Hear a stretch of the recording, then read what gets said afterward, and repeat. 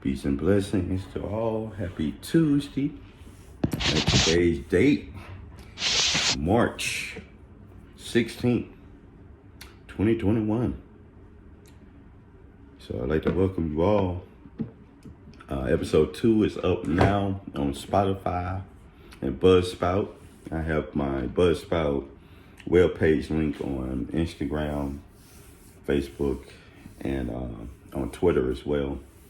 You go on to that page and you can listen to the podcast, or you could go over to Spotify. You'll see the link for that as I share it on the social media sites. Today we're talking about depression, hand in hand with anxiety. You get a lot of anxiety with depression, and it comes along with it. Me myself was diagnosed with PTSD and anxiety, which both of them holds a lot of anxiety with it.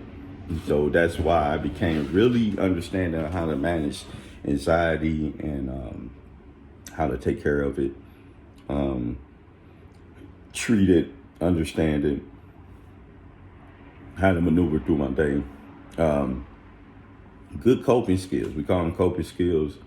Good coping skills, not the. You have other stuff which is coping in a bad way. Two different coping you could do. You can drink a lot of alcohol, smoke a lot of cigarettes, or be involved with negative activity that can affect you and the people around you. With depression, you might hear things about, oh, they just being lazy. I don't know what's wrong with them. They've been sleeping all day. Are you eating a lot, drinking a lot? All these are symptoms of depression. High anxiety, the not wanting to get up in the morning. You might not think you a morning person, but it's usually something else going on right there. Some of us are not, but if you have trouble getting up in the morning, and this is something that goes on a very long time, you might want to check what's going on in your life. Because I hear people all the time talking about going to a job you don't like, which I never understood, because it's a job and jobs come and go. Like, I heard the quote, you're not a tree, so why you sitting still? And so I thought that was dope, that to have the initiative to get up and change things you can change.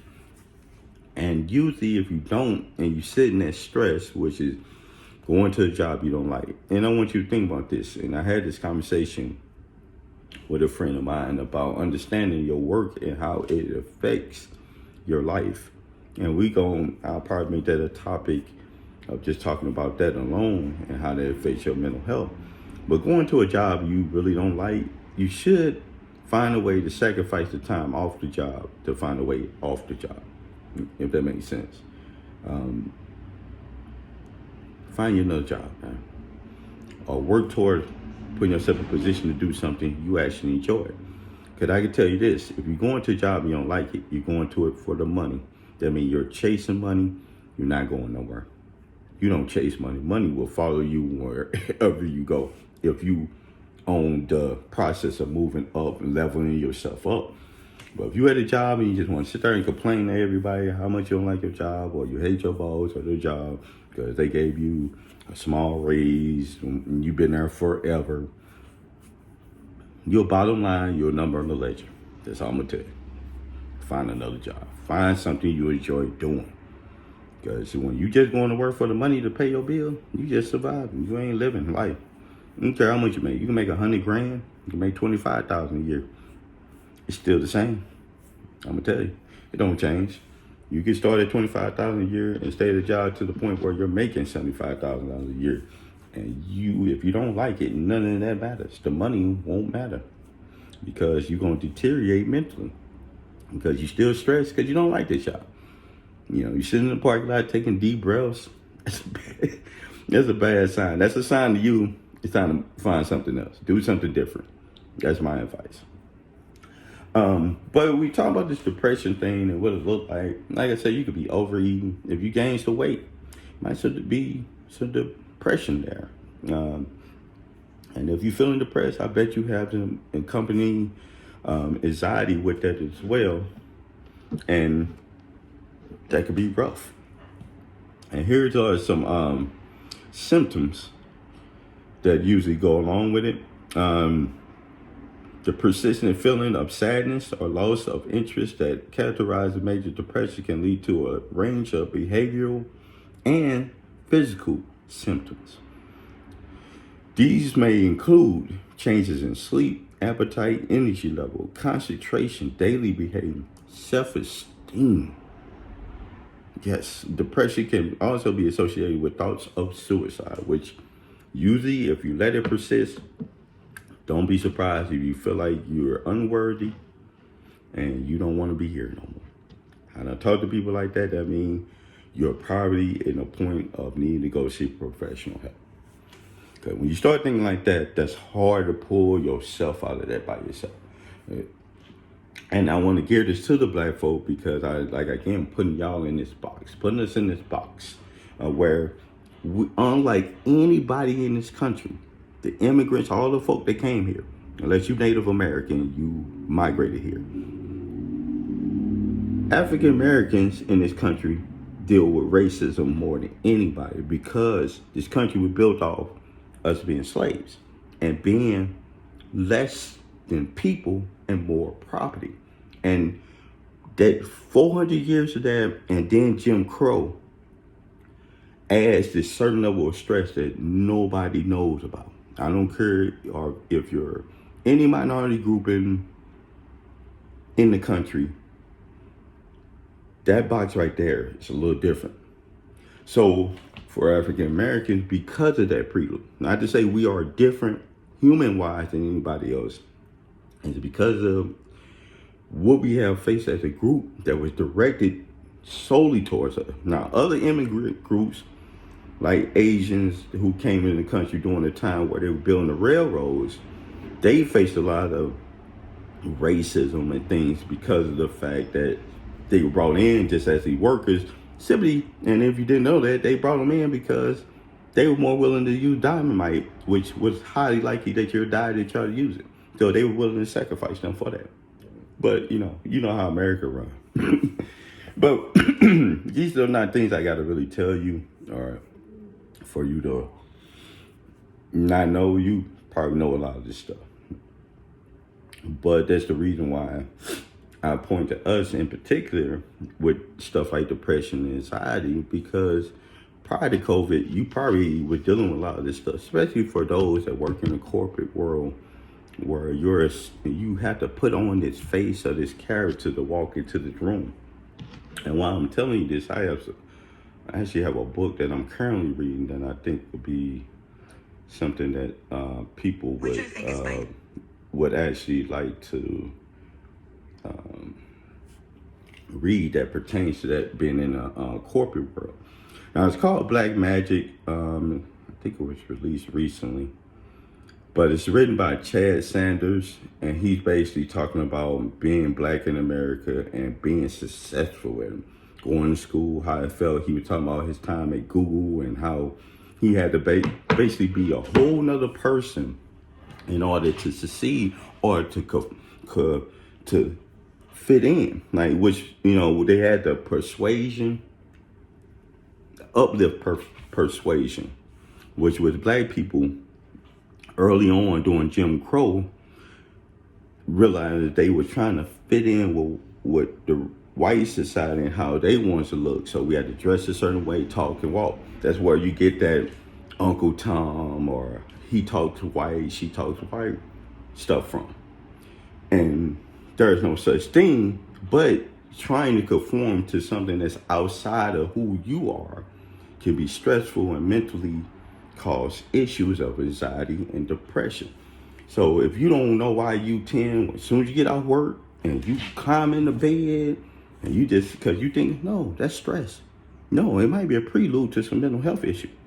It ain't because you tired, it's because they wore your ass out throughout the day, just mentally trying to stay 20 steps ahead of them. Because the microaggression is going to come. They're going to be saying something sideways.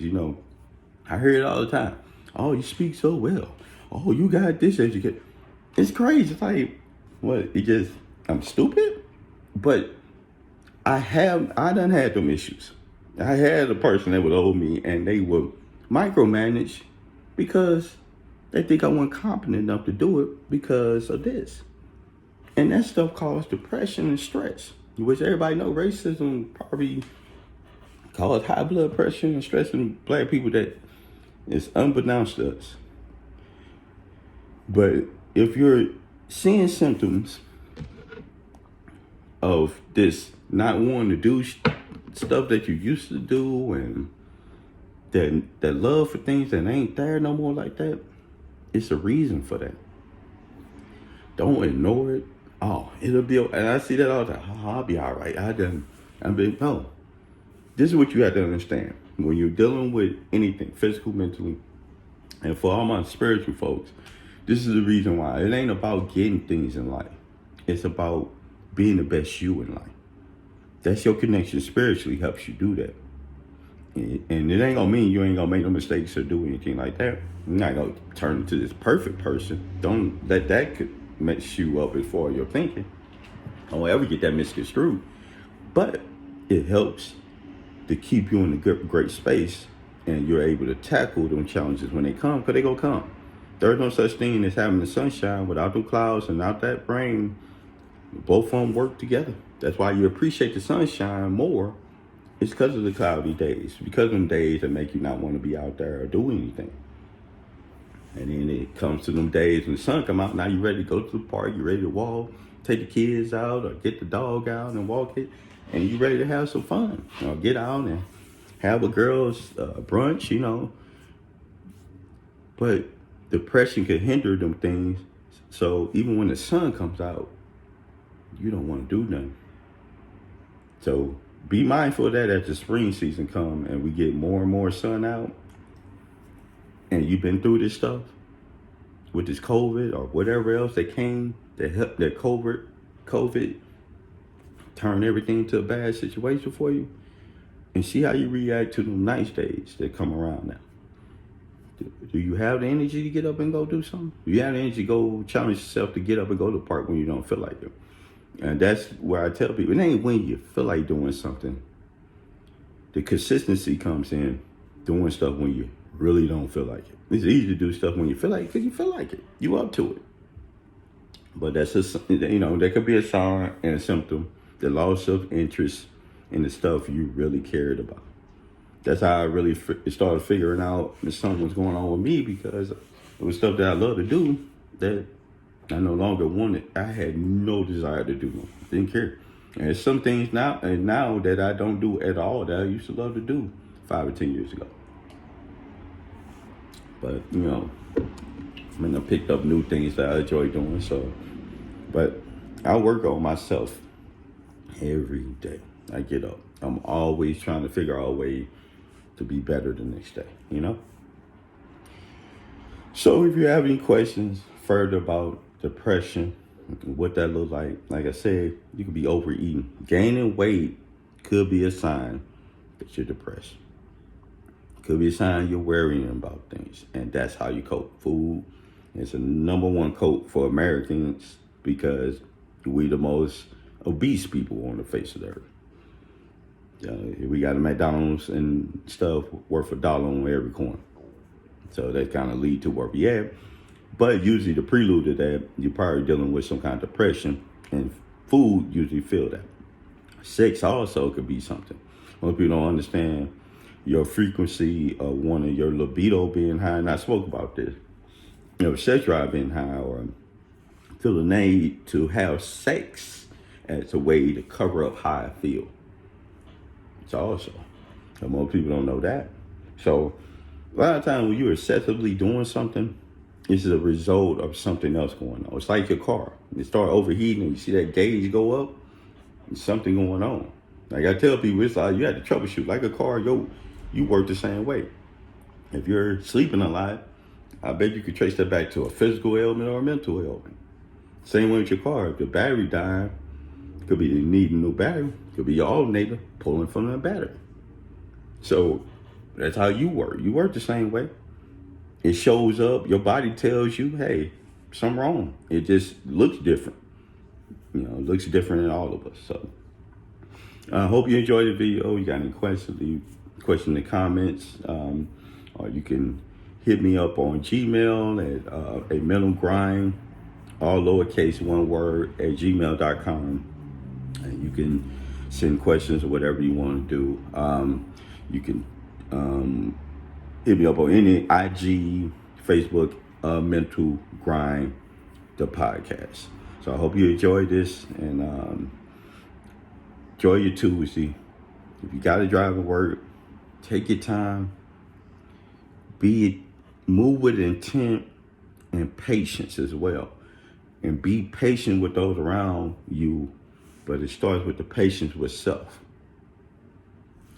Hold that with you. I will see you tomorrow as we move on to the next topic. Talk about a little self-care and how it looks. Peace. Enjoy your day.